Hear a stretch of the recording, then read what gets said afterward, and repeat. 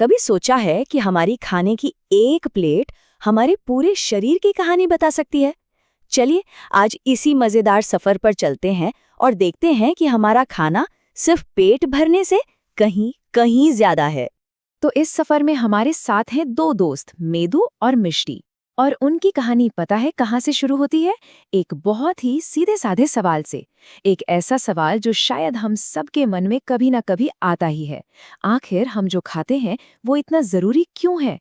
उनकी ये जो जिज्ञासा थी ना, वो जागी स्कूल के नोटिस बोर्ड पर लिखे एक पुराने संस्कृत सूत्र को देखकर। सूत्र था अन्नेन जातानि जीवन्ति। बस ये 3 शब्द, लेकिन आप सोचिए इन 3 शब्दों में जीवन का कितना गहरा राज छिपा था। तो इसका मतलब क्या है? इसका सीधा सा मतलब है भोजन जीवित प्राणियों को जीवन देता है। है ना, कितनी सिंपल और गहरी बात। मतलब खाना सिर्फ पेट भरने के लिए नहीं है, ये तो हमारी जिंदगी का आधार है। लेकिन सवाल ये उठता है कि हजारों साल पुरानी ये बात आज की इस भागदौड़ भरी दुनिया में हमारे लिए क्या मायने रखती है? हमारी मॉडर्न लाइफ में ये कैसे फिट होती है? तो चलिए मेदू और मिष्टी के साथ मिलकर इस पहेली को सुलझाने की कोशिश करते हैं। तो हमारी इस खोज का पहला पड़ाव हमें लेकर चलता है दुनिया के नक्शे पर। आइए ये समझने की कोशिश करते हैं कि कैसे किसी जगह की ज्योग्राफी और कल्चर मिलकर हमारी प्लेट को, हमारी थाली को एक खास शक्ल देते हैं। सोचिए जरा, ये कितनी मजेदार बात है। हम जो पारंपरिक खाना खाते हैं ना, वो सीधे सीधे इस बात से जुड़ा है कि उस जगह पर कौन सी फसलें उगती हैं। मतलब वहाँ की मिट्टी कैसी है, मौसम कैसा है, और हाँ, सदियों से चली आ रही परंपराएं। यही सब मिलकर तय करता है कि हमारी थाली में क्या पकने वाला है।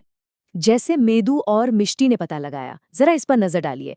पंजाब में मक्का और गेहूं खूब होता है, तो वहां की पहचान क्या है? बिल्कुल मक्की दी रोटी और सरसों दा साग। अब चलिए थोड़ा दक्षिण की तरफ। कर्नाटक में चावल और रागी की पैदावार ज्यादा है, तो वहां का खाना क्या हुआ? इडली, डोसा, रागी मुड्डे। और अब पूरब में चलिए, मणिपुर, जहां चावल और बांस उनके खाने की पहचान बन गए हैं। अच्छा, तो हमने ये तो देख लिया कि क्या खाया जाता है। अब जरा एक छोटी सी टाइम ट्रैवल करते हैं और देखते हैं कि कैसे पकाया जाता है। हमारी रसोई का सफर भी कम दिलचस्प नहीं है।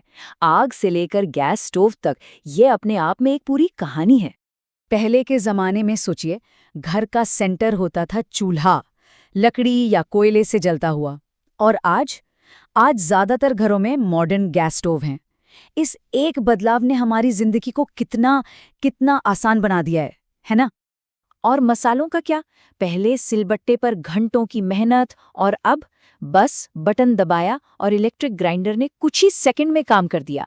सच में टेक्नोलॉजी ने तो हमारी किचन की पूरी तस्वीर ही बदल कर रख दी है। तो ठीक है, खाना बनाने का तरीका बदल गया, लेकिन जो खाना हम खा रहे हैं उसके अंदर क्या है? असल में हर खाने की चीज कुछ बेसिक बिल्डिंग ब्लॉक से बनी होती है। चलिए अब जरा अपनी प्लेट में और गहराई से झांकते हैं और उन सीक्रेट इंग्रेडिएंट्स को समझते हैं जिनकी खोज में मेदू और मिष्टी भी निकले हैं। तो सबसे पहले आते हैं कार्बोहाइड्रेट्स। इन्हें आप अपनी बॉडी का पेट्रोल समझ सकते हैं। ये हमें एनर्जी देते हैं। कभी महसूस किया है जब बहुत थकान हो और कुछ मीठा खा लें तो एकदम से एनर्जी आ जाती है? बस वो कमाल ग्लूकोज का है, जो एक तरह का कार्बोहाइड्रेट ही है। और ये मिलते कहाँ हैं? अरे हमारी रोज की रोटी, चावल में, आलू में, केले जैसे फलों में, इन सब में कार्बोहाइड्रेट्स भरपूर होते हैं।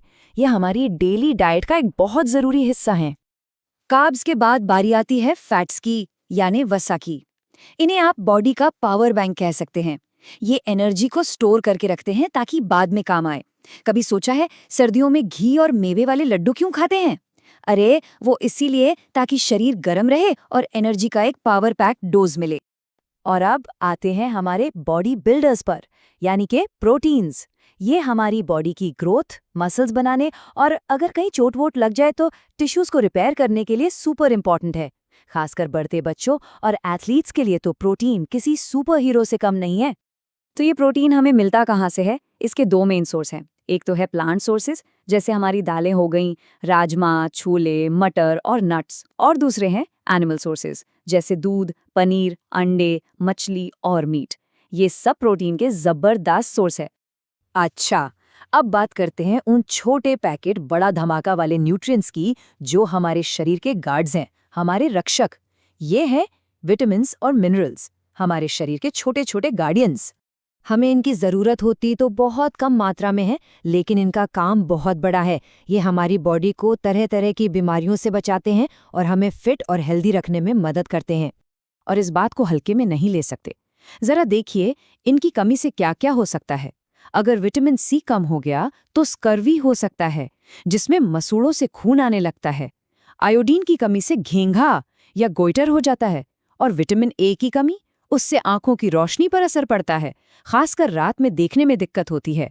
सोचिए, ये छोटी छोटी चीजें कितनी बड़ी भूमिका निभाती हैं। तो इतनी सारी जानकारी के बाद अब सवाल ये है कि इन सबको एक साथ जोड़कर हम एक हेल्दी लाइफ के लिए अपना खाना कैसे प्लान करें। मेदू और मिष्टी भी अपने जवाब के बहुत करीब पहुंच चुके हैं। चलिए देखते हैं कि जवाब क्या है। इन बड़े बड़े न्यूट्रिएंट्स के अलावा एक और हीरो है जिसे हम अक्सर भूल जाते हैं, और वो है डाइटरी फाइबर। इसे रफेज भी कहते हैं। अब ये सीधे सीधे कोई एनर्जी या पोषण तो नहीं देता, लेकिन हमारे डाइजेस्टिव सिस्टम के लिए एक तरह से क्लीन अप टीम का काम करता है। जो भी अनडाइजेस्टेड खाना है उसे शरीर से बाहर निकालने में यही मदद करता है। तो एक हेल्दी डाइट का निचोड़ क्या निकला? इसे हम 5 सिंपल रूल्स में समझ सकते हैं। पहला रूल है वैरायटी, मतलब तरह तरह का खाना खाओ ताकि सारे न्यूट्रिएंट्स मिलें। दूसरा, एनर्जी, जिसके लिए कार्ब्स और फैट्स जरूरी हैं। तीसरा, बॉडी बिल्डिंग, जिसके लिए चाहिए प्रोटीन। चौथा, प्रोटेक्शन, मतलब विटामिन्स और मिनरल्स का सुरक्षा कवच। और हाँ, पांचवा और आखिरी, क्लीन अप, जिसके लिए डाइटरी फाइबर बहुत जरूरी है। तो मेदू और मिष्टी को जो सवाल परेशान कर रहा था, उसका जवाब मिल गया। एक हेल्दी बॉडी का रास्ता सोच समझकर, सचेत होकर खाने से ही शुरू होता है। ये सिर्फ पेट भरने का काम नहीं है, ये अपनी बॉडी को पोषण देने की बात है। तो ये सब जानने के बाद अब असली सवाल तो ये है कि आज हमारी थाली में क्या होगा।